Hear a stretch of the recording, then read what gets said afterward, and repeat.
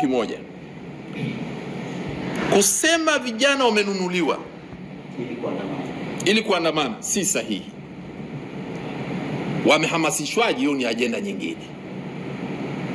Kwa sababu huwezi kukataa kwamba wamehamasishwa. Kwanza kuandamana tarehe 29 maana yake kuna mtu amehamasisha, si ndio? Wamehamasishwaje kuingia barabarani mikoa zaidi ya 5,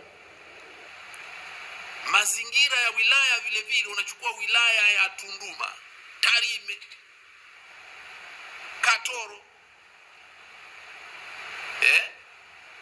Kahama, huko nakotaja kumetokea mauaji makubwa, kulitokea maandamano kwingine, na kuna mikoa ambayo haikutokea maandamano pia.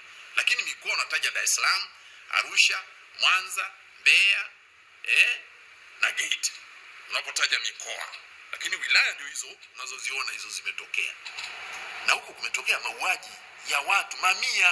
Hatuongelei watu wameuawa 2, 3. Hatujataja Dodoma. Dodoma kumetokea mauaji nadhani watu 4 wangapi tu.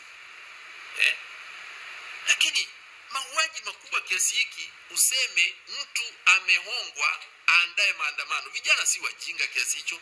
Hizo hela zinazotajwa ziligawanywa kwa mtindo upi kwa vijana wote wale walikuwa wameandamana?